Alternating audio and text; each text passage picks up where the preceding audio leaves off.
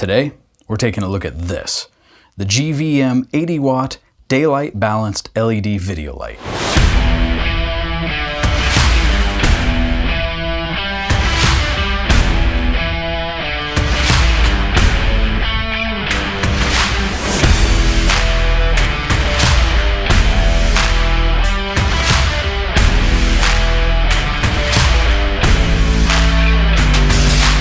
Now before we get started, know that I'm approaching this review from the standpoint of an amateur. There's a lot of videos out there already that compare this to the bigger, badder aperture lights. While I appreciate that perspective, I'm less concerned with how this measures up with aperture and more concerned with how it measures up to my current entry-level setup, which consists of 2 soft boxes, a light fixture, all of which have 100-watt LED bulbs in them that on paper put out about 1500 lumens. And if you've ever seen my Adapt to Overcome podcast, then you've already seen this setup before, minus the hair light. And toward the end of this video, we'll be swapping out my current setup with the GVM LED lights. As an amateur, projects that I take part in are typically either personal or purely for enjoyment. And when it comes to making purchases that aid me in these endeavors, investing several $1,000s into pro-grade equipment such as lights isn't really sensible when I don't get that kind of financial return on my investment. Nevertheless, I do strive to reach a certain level of quality, and that's where I feel like products like this come into play. Now, if you really want to cut this video short, and if you haven't already guessed, I do like these lights, so I recommend them. Aside from approaching this from an amateur standpoint, I'm also not real big on spending a bunch of time focusing on things like the boxes that these came in. So while they were very well packaged, let's go ahead and skip all the boring stuff and get right into the nitty-gritty. At the time of this video, these lights will set you back $119 on Amazon. And with the exception of the fact that they turn on and they dim, they're pretty much featureless. No readouts, no color balance, no apps, no remote controls. That was something that I was willing to sacrifice considering the price, and the fact that a lot of reviews mentioned that these lights were brighter than their similarly priced competitors. That was something that was actually more important to me than some of the added features that are important to other people. However, you can use an umbrella on these if you don't have a softbox, and that's cool. The power and brightness is controlled by a single knob, which feels sturdy and well attached, but is not totally linear. At its lowest setting, the light puts out what I would consider to be an acceptable modeling light, and the power of the light steadily increases up to about 2 o'clock. Past that, the increase in power is more measurable, jumping up slightly toward the last little bit. I don't think this is a problem, but it's something to be aware of. Also, being that the power knob acts as the dimmer as well, if your filming situations often require that you turn the lights off and then on again at the same power level, I would highly suggest hooking them up to a power strip and killing the power there instead. That being said, the lights are plenty bright. Not divine intervention bright, but bright. For my needs, this light feels pretty well made. The body's made almost entirely of plastic, which leads to it being very lightweight, weighing at 1 pound 15 ounces, or 2 pounds 4 ounces if you decide to attach the Bowens mount chimney.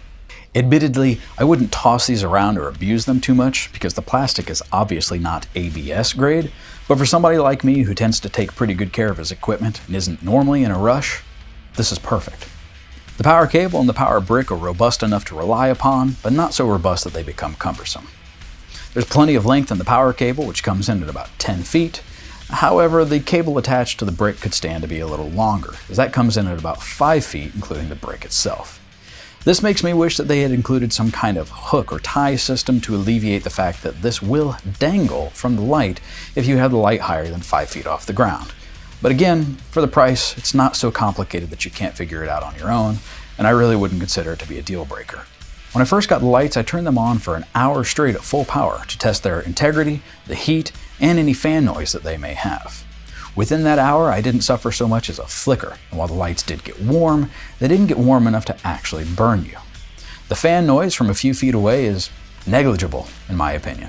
And while your mic might pick it up if you get too close to it, in a normal room that's not completely treated, odds are you're never even going to notice it.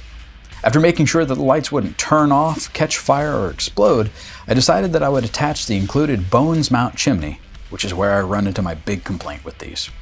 I ordered 2 of these, and both chimneys on both lights fit in as they should, and they secure, but they are loose. Now, this isn't really a deal breaker because it's not going anywhere, But if you were going to try and use this as a moving spotlight in a filming situation where you were also taking audio, it's entirely possible that noises like that would make it through. Unfortunately, I don't have any other Bowens mount accessories at the moment, so I can't tell you for sure if this is a design flaw with the chimney itself or the actual light. I did, however, reach out to GVM, and they seem to feel like this was something that you could expect from this product, so be aware. Now that we've talked about these lights in depth, let's go ahead and retire these two cheap soft boxes, that lighting fixture. We'll set these two up instead, and we'll finish this up. Now we're using both of the GVM lights with their chimneys. This one is set at about 11 o'clock with a diffusing panel draped over the top of it because I don't have a softbox yet, and this one has nothing over it, set at about 9 o'clock.